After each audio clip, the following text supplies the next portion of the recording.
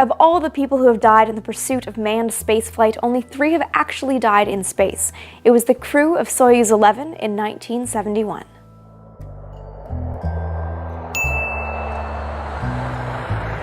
Technically speaking, space starts at the von Karman line. This is an imaginary line 100 kilometers or 62 miles above the planet. Yes, it's sort of arbitrary, but it has to start somewhere, right? Not only is this kind of a nice round number, it's also a point where most of the atmosphere is beneath you. So when we're talking about space and human survival in space, anything above the von Karman line, you're exposed to the vacuum of space. And that is the threshold that matters when we're talking about Soyuz 11. But let's go back to the history of the mission first. On April 19, 1971, the Soviet Union launched history's first space station, Salyut-1.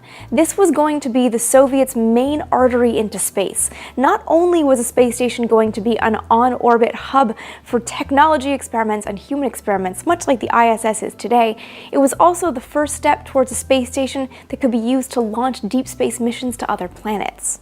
Just days later, on April 22nd, the first crew launched to rendezvous and dock and actually board the space station. The crew of Soyuz 10 was supposed to spend 30 days in space, but there was a problem with the docking mechanism on the spacecraft. The crew was able to dock with the Salyut, but they couldn't actually open the hatch to board the station.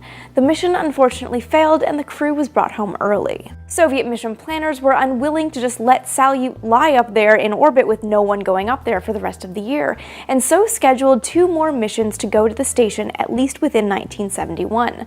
Up next was Soyuz 11. The prime crew of Soyuz 11 was Soyuz 10's backup crew, but there was a problem. Just days before the planned launch, medical examiners found swelling in cosmonaut Valery Kubasov's right lung.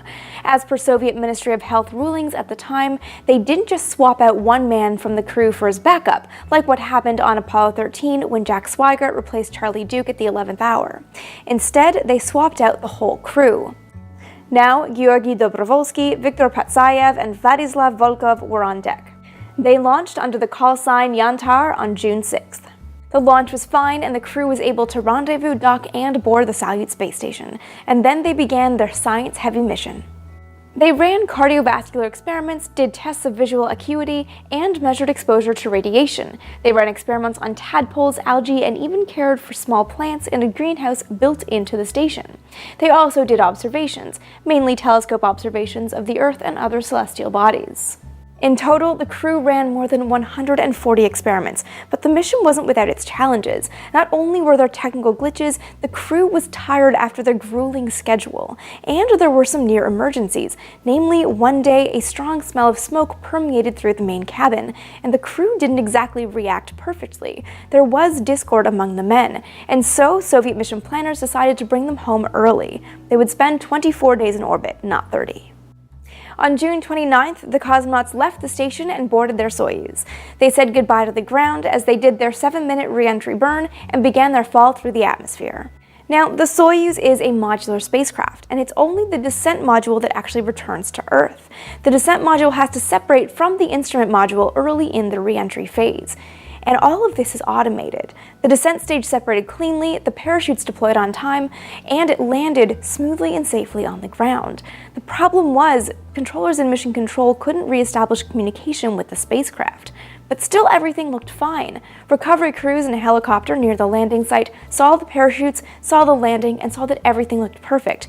They landed their helicopter and went to go recover the crew, excitedly welcoming them to Earth. When recovery crews reached Soyuz 11, even though everything looked great from the outside, when they opened the hatch, they found all 3 men unresponsive. They all had blue patches on their faces and were dripping blood from their noses and ears. Of the 3 men, Dobrovolsky was still warm, and they were able to actually take his body out of the spacecraft and attempt to give him CPR, an artificial respiration, to get him breathing again. But it was to no avail. All 3 men were killed. And the question was why? There was speculation in the immediate aftermath of the Soyuz disaster that prolonged exposure to weightlessness had been the cause of death. There was still some question of whether the human body could actually be in space for a prolonged amount of time. Some biomedical results of the Gemini program saw that astronauts' heart rates slowed down the longer they were in orbit, so there was some question whether the cosmonauts' hearts had just stopped because they'd been in space for so long. But this is ultimately not the case.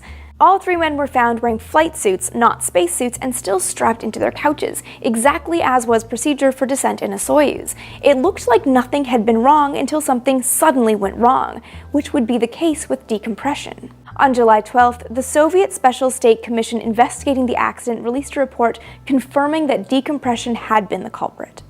Reports from the spacecraft suggested that the likeliest culprit was 2 valves at the top of the spacecraft, both controlled by the same circuit, were accidentally opened.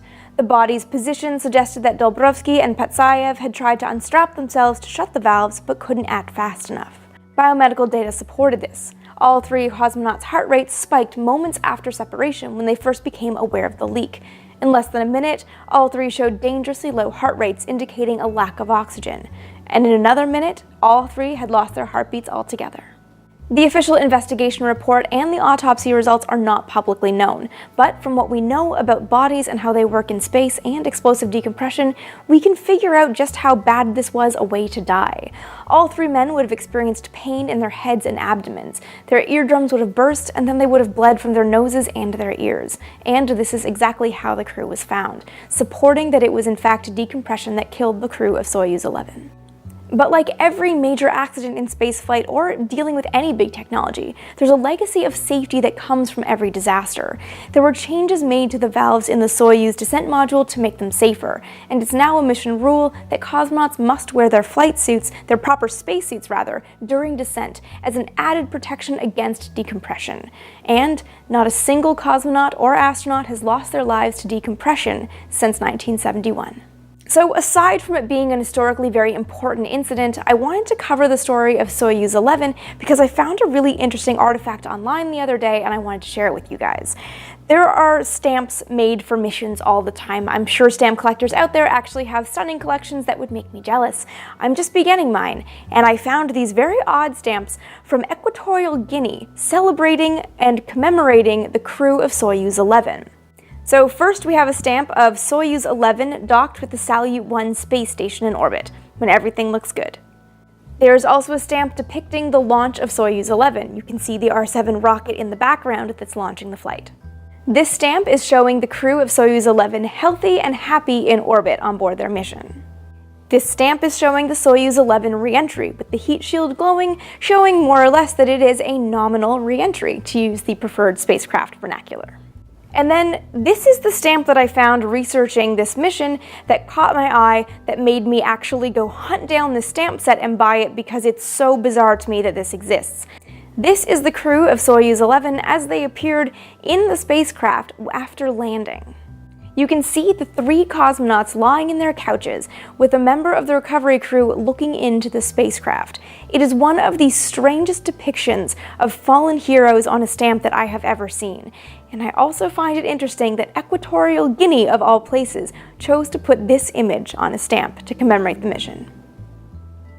But as you guys know, I have a definite soft spot for especially the weirdest little relics of the early space age, so of course I had to add this little stamp set to my collection. If you guys have other questions about Soyuz 11, the Salyut space station, disasters in space, or Soviet space missions specifically, leave me those questions as well as anything you would like to see covered in future episodes down in the comments below. And let me know too if you guys would like to see a little bit more about the early Soviet and American space stations, the ones that preceded the ISS that we know and love today.